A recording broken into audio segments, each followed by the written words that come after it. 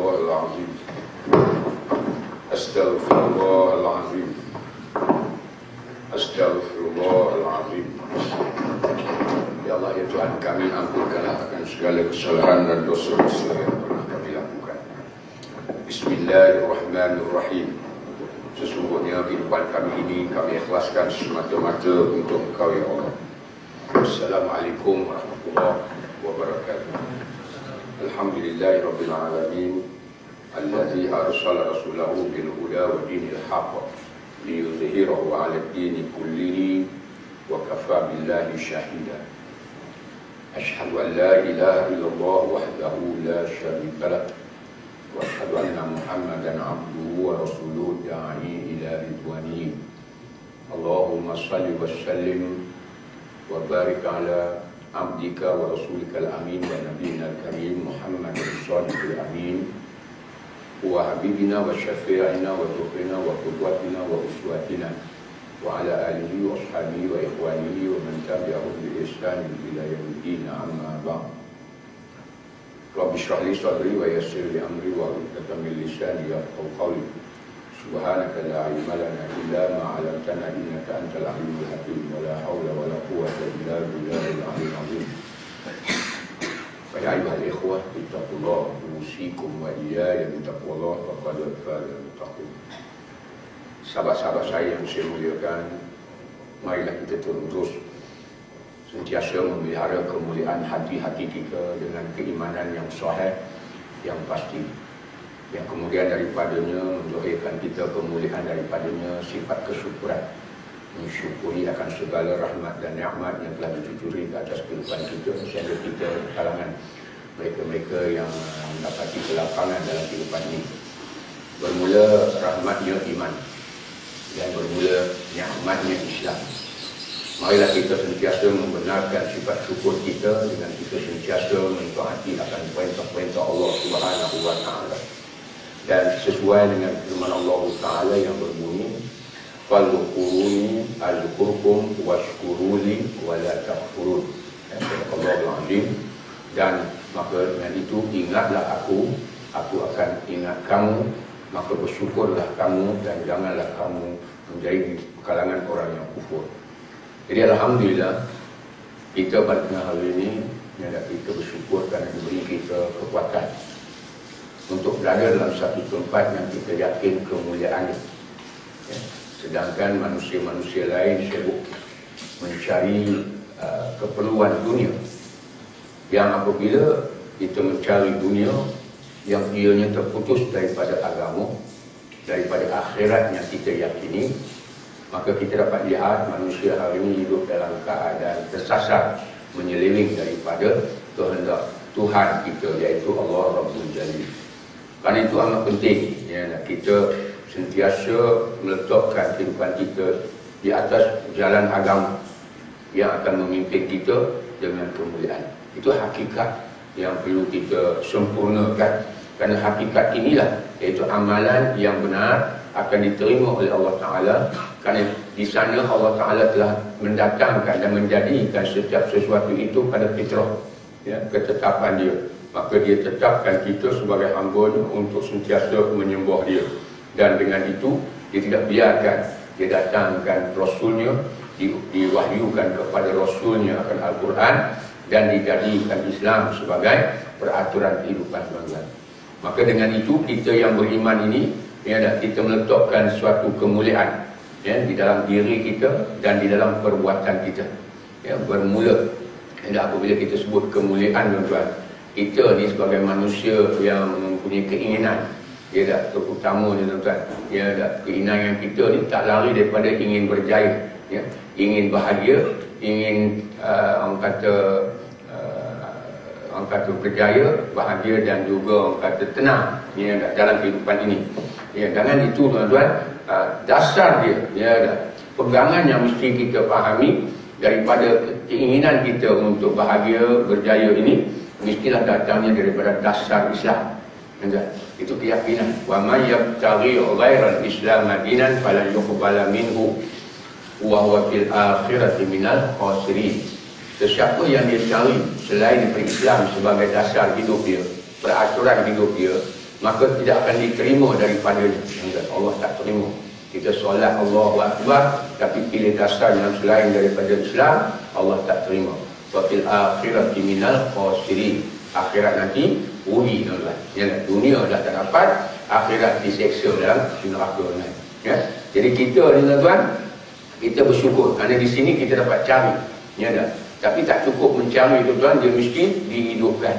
Kita cari kemuliaan dalam kehidupan kita, iaitu dasar Islam itu sendiri. Yang dasar Islam itu dia tidak lari daripada ilmu-ilmu. Dan kita pun tahu kebanyakan manusia dan semua manusia mereka mulia kerana ilmu. Tak ada seorang pun yang dia berjaya dengan tanpa ilmu. Bukan maksud ilmu akademik, tapi apa juga dia nak buat, berjaya dia walaupun tidak tinggi akademik, tapi ada ilmu pada bidang-bidang tertentu, manusia itu akan berjaya. Sebab ilmu. Cuma sekarang ni ilmu Islam, ilmu yang datangnya daripada Allah Ta'ala, yang menjaminkan kita kebahagiaan dan kemuliaan. Ilmu lain, ilmu Allah Ta'ala juga, tapi dilarang tuan-tuan supaya jangan ia membawa kita kepada kemusnahan. Seperti mana kita lihat hari ini, ya ada mereka kononnya dengan ilmu mereka berjaya, tetapi hakikatnya mereka tak berjaya apabila ya ada mereka akhirnya terdedah dengan perbuatan-perbuatan yang menyeleweng daripada keadaan yang dikehendaki oleh Allah Subhanahu Wa Taala. Jadi balik pada tadi tuan-tuan, Islam ini dasar kita. Tapi akhir-akhir ini kita umat Islam ni, ya ada yang kita menyatakan kita sebagai seorang Muslim. Yang bila kita kata kita sebagai seorang Muslim ni tentu ada rasa kemuliaan, ada rasa izzah dan tapi lately ni tak ada pula. Ya ada, dia mengaku Islam tapi nak kata dia sebagai orang Islam yang berpegang teguh dengan hukum hakam, tak apa-apa nak boleh. Ya ada, sampai ke peringkat dia pun setuju Islam ni tak sesuai untuk dijalankan ya dalam kehidupan manusia. Sedangkan al-Islam ya'lu wa la yu'la alaih. Sudah sampai masanya kita yang mengaku sebagai seorang Muslim merasai kemuliaan daripada itu. Pergi mana-mana pun I'm Muslim. Ya dah. Apa tu Islam? A way of life. Bukan saja a way of life, a complete way of life. Ya dah. Satu cara kehidupan yang sempurna.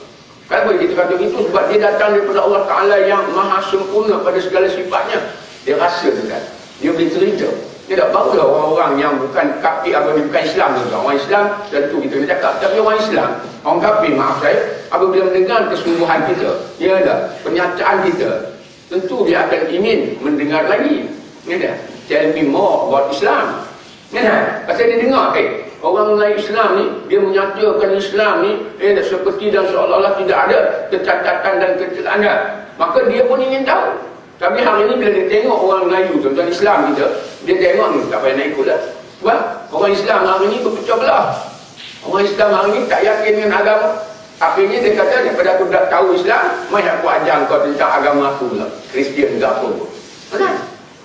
Pasal kita dah tak ada rasa kemuliaan terhadap agama yang kita mengaku diri kita dengannya. I'm a Muslim. So, tak ada apa-apa. Kan? Tapi kita kena cakap, the only way, satu dasar yang menentukan sama ada kita berjaya atau kita gagal. Apabila mengikuti akan Islam, kita pasti akan berjaya. Keluar saja daripada landasan Islam, kita akan gagal. Ini suatu kepercayaan. Tapi di sana ada satu kemuliaan yang dia nyatakan kemuliaan itu kepada umat manusia. Kita as a Muslim, kita cuma kata sesama kita orang Islam, tapi tidak rasa kemuliaan. Karena itu kita tidak lihat kesungguhan di antara kita untuk bersatu, untuk menegakkan kemuliaan itu dalam kehidupan manusia. Sedangkan dalam Al-Quran disebut wa anihkum bainahum bima anzalallah wa la tattabi' ahwa'ahum. Dan hendaklah kamu berhukum di kalangan manusia dengan apa yang telah Allah Ta'ala turunkan, dan jangan ikut hawa nafsu. Tapi apa yang kita lihat hari ini? Yang kita beriman padanya, tapi hukum dia kita tidak tegakkan. Yang kita menyatakan Islam dengan, tapi kita tidak sempurna di dalam pelaksanaan Islam. Kan itu tuan-tuan Al-Quran ini tuan-tuan, dia ada hakikat dia yang bermula padanya fitrah. Fitrah Allah Ta'ala, dia turunkan Al-Quran, jadikan panduan untuk menghidupkan iman, panduan untuk memberi roh kepada iman, panduan untuk menegakkan kehidupan kita sebagai seorang Islam. Ini Al-Quran. Bukan sekadar dibaca-baca saja. Bukan tahu hukum tajwid dan seumpamanya, tak cukup. Sebab fitrah dia panduan, pedoman, peraturan, undang-undang, hukum hakam. Itu Al-Quran. Jadi apabila kita baca Al-Quran, itu benda dia. Dia ada meletakkan keimanan yang sahih, yang pasti. Iaitu kita rasa kehebatannya. Kemudian memberi roh padanya sehingga dia hidup. Nonton, dia itu iman itu sendiri. Dia hidup dalam hati-hati kita. Sehingga apa yang hidup di hati diterjemahkan dalam perbuatan. Ma waqara fi qalbi wa saddaqahu al-amal. Ini sesuatu yang kita boleh terima, sudah. Ya tak? Kalau orang tu buat kebaikan, what a good deed, kata dia. Apa dia? Heart of an angel, kata orang putih nah. Kan? Tapi kalau orang tu buat jahat, ya tak? Dia kata apa? Heart of a devil. Dia tahu perbuatan tu tuan-tuan, kalau mulia malaikat, hati malaikat. Tapi kalau buat kata buruk, ini hati hantu kata. Nah, sebab manusia dah boleh terima tuan-tuan. Tapi ia sebenarnya adalah fitrah. Allah Ta'ala yang menjadikan manusia, memang itulah dia ketetapan dia. Manusia kalau kamu nak mulia, maka bermula kemuliaan itu hati kamu. Tapi manusia kalau tak jaga hati-hati kamu, manusia akan jadi hina. Itu ketetapan. Nobody dalam tempat sini boleh kata, tak ada, hati saya kotor tapi saya boleh buat kebajikan. Tak ada kan? Ya tak? Bila hati kotor, terbukti nanti dalam perbuatan dia itu kotor. Nah, dan itu bukan kata kita, itu disebut dalam Al-Quran. Ya, qad aflaha man zakkaha wa qad khaba man dassaha.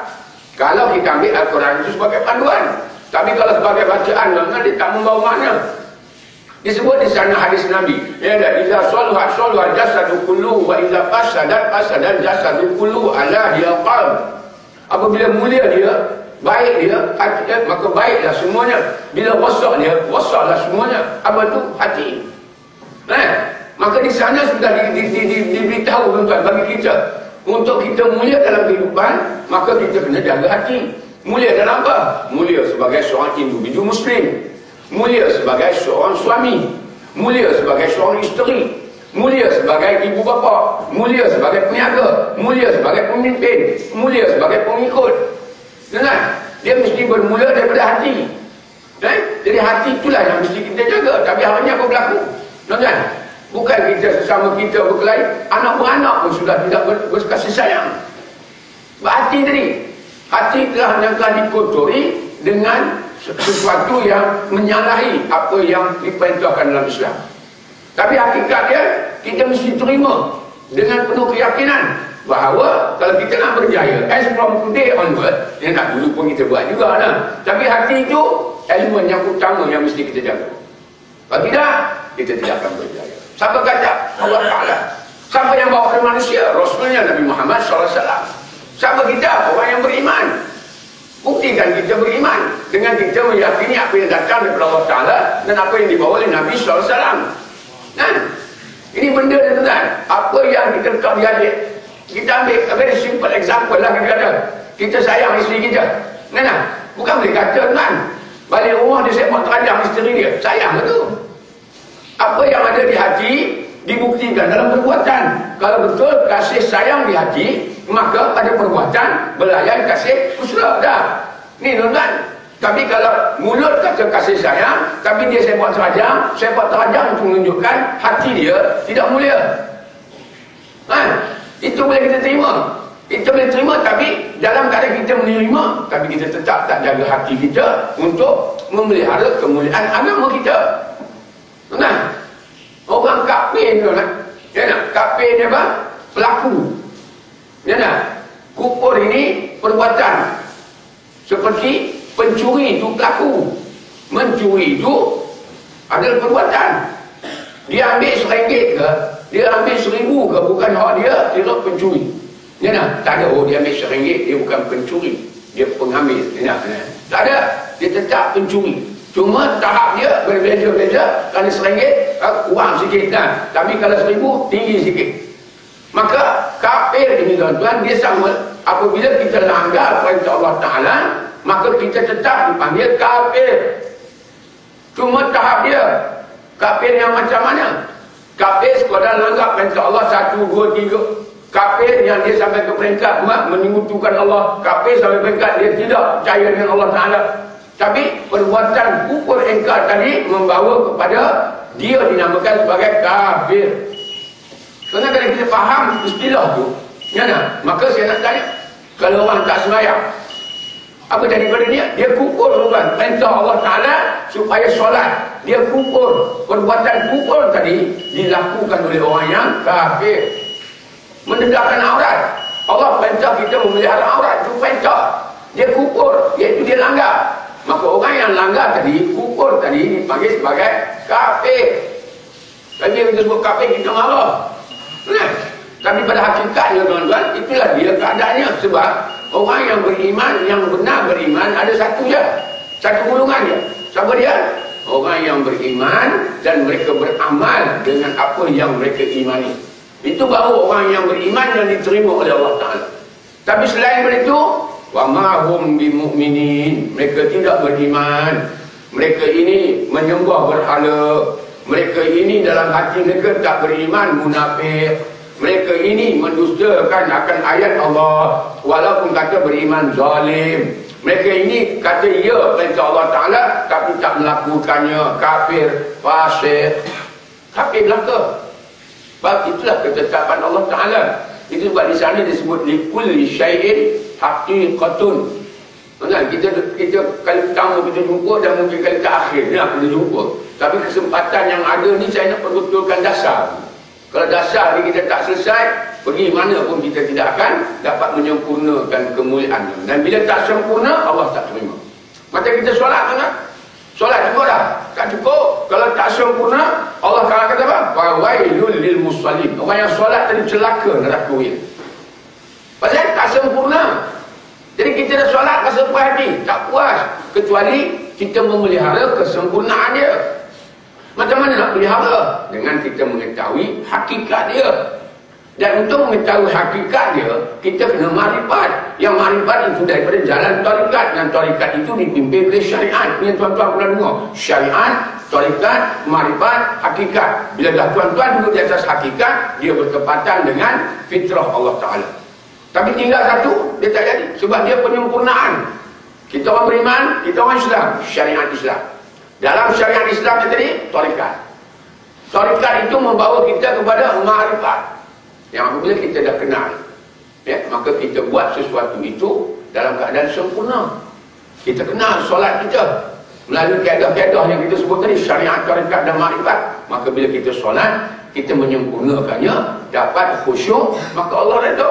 Barulah solat itu mencegah daripada fahsyat dan mungkar. Tapi hari ini solat juga. Selesai solat, tuan-tuan, dia langgar lagi perintah Allah Ta'ala. Ini yang menjadikan seseorang itu dalam keadaan sia-sia. Sebab apa? Dasar. Tuan-tuan, berkata tadi, kalau nak mulia, dasar dia mesti Islam. Very straightforward. Dia tak cakap banyak. Islam. Selain berislam, dan tak dapat. Tapi apa dia yang ada dalam Islam yang memuliakan manusia? Apa dia? Maka kita kata tadi, knowledge, ilmu. Islam ni semuanya tentang ilmu. Ilmu Allah Ta'ala.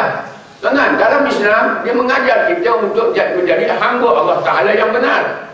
Dalam Islam dia menjadikan kita manusia yang sentiasa pelihara hubungan sesama manusia.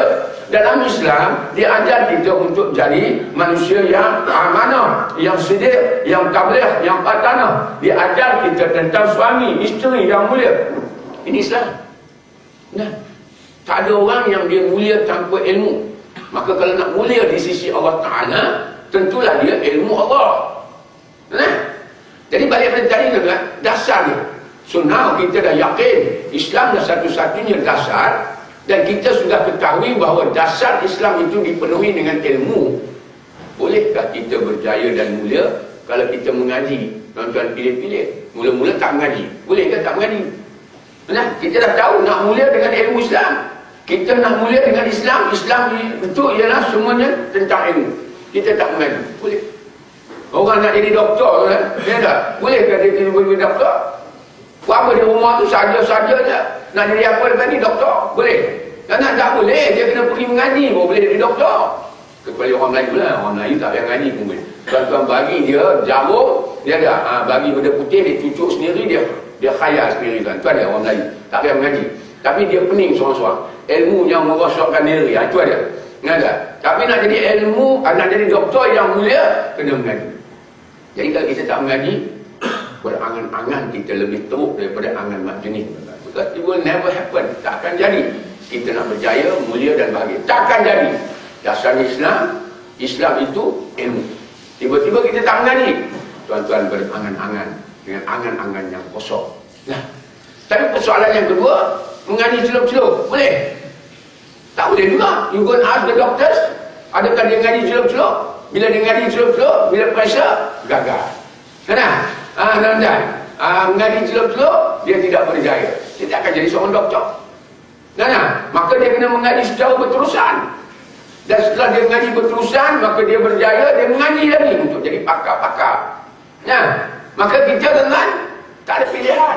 Dan kerana itu Allah yang maha mengetahui, dia letakkan hukum kepaduan untuk kita mencari ilmu.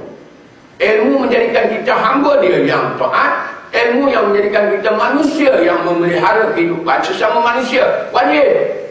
Tapi untuk apa? Untuk kita. Untuk kita mulia, untuk kita bahagia, untuk kita berjaya dunia dan akhirat. Sebab Islam is all about dunia dan akhirat. Hari ini kalau orang Islam sebut tentang dunia, putus daripada akhirat. Tengok berapa ramai orang yang mengaku tuan-tuan, tapi hidup dalam keadaan porak-porak. Bukan, orang beriman ni tak boleh putus. Nak ke mana tu? Mencari rezeki yang halal supaya akhirat nanti saya dapat manfaat daripada tuan-tuan. Tapi nak cari rezeki yang halal, dapat banyak tuan-tuan, dia kejar dunia sampai lupa akhirat. Lama-lama tuan-tuan mati, dia tinggal semua harta dunia. Tak ada satu pun dia bawa sebagai bekalan akhirat. Jadi ada pilihan? Tak ada kan? Kita kena buat pemilihan pada hari ini, insya-Allah. Dulu pun kita buat pilihan. Every year ada new resolution, tapi tak pernah buat pun kan. Tapi kita kena pilih sekarang ni. Maka mulai saat ini, kerana saya memang nak berjaya, nak mulia dan bahagia, saya tidak boleh melalaikan diri saya daripada mengaji. Dan mengaji bukan susah sangat kan. Kalau nak kata kita daripada maghrib sampai isyak. Pada orang yang sudah nampak kemuliaan dia, internet terlalu banyak tuan-tuan, daripada kita mengamuk tengok internet yang bukan-bukan. Tuan-tuan, lebih baik kita buka tuan-tuan yang boleh memberi kita kemuliaan. Sebagai hamba dia, sebagai manusia yang mulia, yang duduk di dunia yang sementara dan juga akhirat yang kekal. Jadi mulia tuan-tuan. Terlalu banyak ruang kita tuan-tuan, dan ruang untuk kita mencari ilmu tuan-tuan. So, biar kita ni tak ada, biar left with no choice, kena mengaji tuan-tuan. Kalau tak mengaji, jangan kata orang, tapi salahkan balik. Semua ini kerana diri saya sendiri. Sebab saya dah dengar tuan-tuan, tapi hakikat dengar tu tuan-tuan, dia tak sempurna. Apa dia? Hakikat dengar tuan-tuan, Allah Ta'ala bagi setiap sesuatu itu ada fitrah. Telinga juga ada fitrah. Fitrah tu maknanya ketetapan. Jangan tak tahu. Bila dengar fitrah, kita mengangguk-angguk. Tapi apabila kita tak faham maksud daripadanya, maka kita nanti jadi keliru. Fitrah itu ialah ketetapan. Hakikat itu ialah kebenaran. Makrifat itu ialah mengenali. Tarikat itu ialah jalan-jalan. Syariat itu ialah undang-undang dan peraturan. Allah Ta'ala mendatangkan undang-undang dan peraturan syariat, padanya jalan-jalan ilmu untuk kita mengenal, supaya kita tahu akan hakikat. Dengan iman yang hidup, dengan Islam yang sudah sempurna, maka kita pun beramal di atas hakikat. Yang hakikat itu, dia tidak lari daripada tarikat. Kami dia tidak lari daripada fitrah Allah Ta'ala. Terima pada fitrah. Apa dia fitrah ni tuan-tuan? Orang jawab, dengar. Tak cukup. Pasal dia ada penyempurnaan. Allah beri telinga untuk kemuliaan. Allah beri mata untuk kemuliaan. Allah beri kaki untuk kemuliaan. Maka asal dia kaki untuk berjalan. Tapi kemuliaan dia sempurnakannya. Berjalanlah ke tempat yang mulia. Jangan berjalan ke tempat yang hina. Jadi telinga tuan-tuan, apa hakikat dia? Dia mendengar. Tapi untuk kemuliaan, dengar dan taat. Tapi kalau dengar, kita tak taat, apatah lagi kita derhaka, maka kita adalah golongan orang yang mulia kerana tidak menyempurnakan hakikat. Allah Ta'ala kata, ya ayyuhallazina amanu atii'ullaha wa rasulahu wa la tawallaw anhu wa antum tasma'un wa la takunu kallazina qalu sami'na wa hum la yasma'un. Orang-orang yang beriman, taatlah kepada Allah dan Rasulnya, dan jangan sekali-kali kamu berpaling daripada ketaatan itu. Perintah berimanlah, beriman, maka ini perintah. Allah Ta'ala kata wa antum tasma'un, sedangkan kamu mendengar. Kamu dengar dah sebagai orang beriman perintah Allah Ta'ala dan juga apa dia perintah yang dibawa oleh Rasulnya sallallahu alaihi wasallam. Maka jangan kamu khianati, jangan kamu berpaling, dan jangan kamu jadi wala takunu kalladzina qalu sami'na wa hum la yasma'un. Kamu jangan jadi satu golongan yang mereka ini berkata mereka mendengar, mereka sebenarnya tidak mendengar. Pasal Allah Ta'ala tuan-tuan, dia terima di sisi dia orang yang menyempurnakannya. Jadi kalau kita tuan-tuan dengar tapi tak buat, Allah kata ini tak dengar. Kita mengaji ilmu tuan-tuan, kita dapat ilmu tak beramal, orang yang tak berilmu. Kita ada akal, kita nampak jalan kemuliaan, tapi kita tak pilih jalan kemuliaan, ini orang yang tak berakal. Sebab Allah hanya terima yang sempurna. Dia beri akal, fikir dan ikut kemuliaan itu. Betul tak? Dia mulut tuan-tuan berkata-kata, dia berkata-kata dengan kemuliaan. Tapi siapa yang kata dengan kata-kata yang kotor, dia tidak berkata-kata, dia bisu. Itu di sisi Allah Ta'ala tuan-tuan. Jadi orang yang beriman yang beramal. Tapi kalau tak beramal, mereka tidak beriman. Wa ma hum bimu'minin. Kita hafal ayat tu dah. Wa minan nasi man yaqulu amanna billahi wa bil yaumil akhir.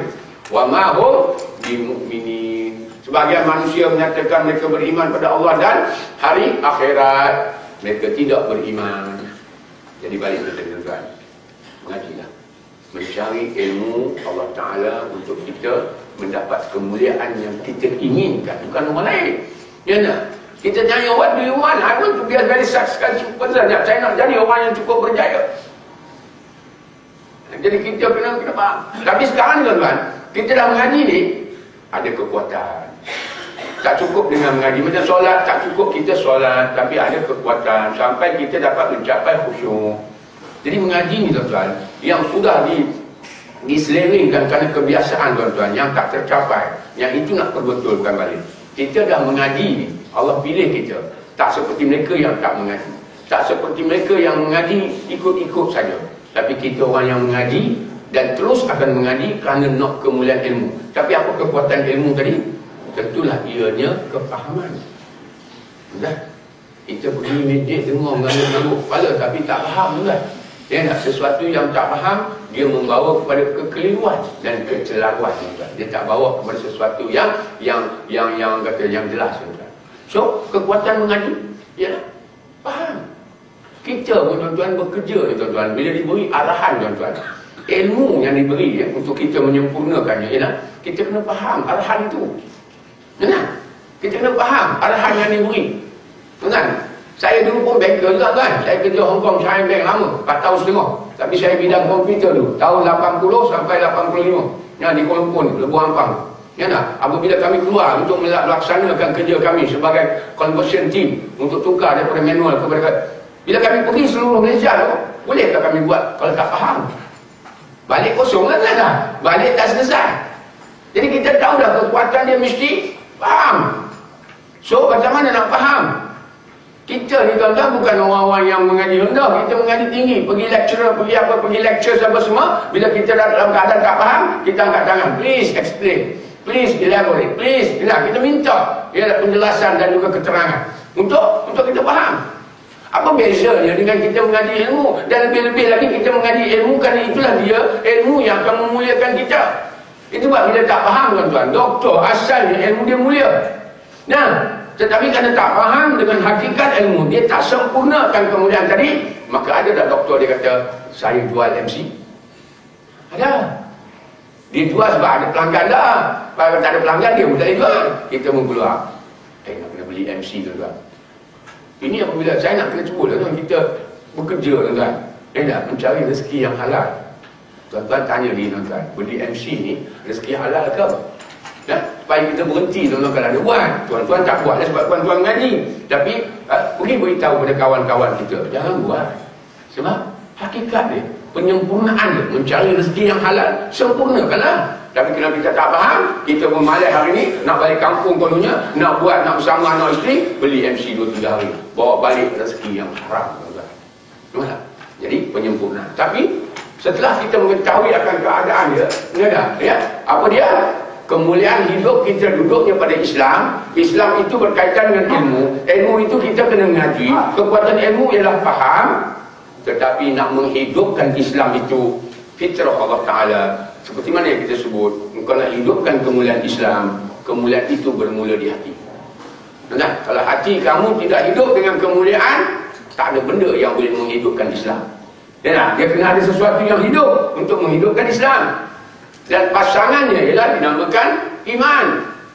Jadi kemuliaan hati yang menjadi prasyarat untuk kita menghidupkan Islam ialah keimanan. Keimanan yang macam mana? Iman kepada akidah yang sahih, dan iman itu iman yang pasti. Itulah dia sebabnya kita mengaji tauhid. Tuan-tuan, untuk mengenali supaya iman-iman yang dah ada dalam diri kita ni iman yang sahih, bukan iman Tuhan Harun, bukan iman ayah P, bukan iman Syiah, bukan iman-iman yang menyeleweng, tapi iman tiada Tuhan melainkan Allah, dan padanya sifat rububiyah, uluhiyah, asma wa sifat yang kita duk mengaji. Nah, dan kerana itu iman tadi kita tadi jadi iman yang pasti. Maka itu bermula pada ini. Kita ngaji tauhid, tuan-tuan, iaitu iman yang sahih, iman yang pasti. Bila pasti, very sure, tak ada keraguan. Macam ni, bila dah pasti, I'm a Muslim. Tidak ada jalan lain kecuali Islam yang akan memberi kejayaan. Ya dah, I will not back from my word. Saya akan cakap. Tapi bila dia nak tanya, kita ada hujah untuk berkata-kata dengan dia. Tapi tak ada, tuan-tuan, kita bilang tak boleh, Islam tak boleh. Dah. Mengenai dulu ya. Misalnya dia ada. Saya balik pada tadi, tuan-tuan, kemuliaan di hati mengaji aku di tauhid. Tetapi ramai orang yang kata beriman tapi tidak menghidupkan Islam. Kenapa? Seperti ilmu tadi ada kekuatan, maka iman juga ada kekuatan. Maka kekuatan itu di dalam agama kita, tuan-tuan, yang dibawa oleh Nabi SAW dinamakan ihsan. Ihsan ialah keadaan di mana iman yang sahih dan pasti tadi, dia ada roh dan dia hidup. Dan bila dia hidup, maka tentulah dia akan dapat menghidupkan Islam sebagai peraturan. Kalau ini tak ada ihsan, maka dia tidak ada kekuatan untuk menghidupkan Islam. Itu sebab ditanya, tuan-tuan, dalam pertemuan Malaikat Jibril dengan Nabi SAW ketika dengan sahabat-sahabatnya radhiyallahu anhum ajma'in, disebut fa'akhbirni 'anil Islam, fa'akhbirni 'anil iman, fa'akhbirni 'anil ihsan. 3 benda. Maka disebut tentang rukun Islam.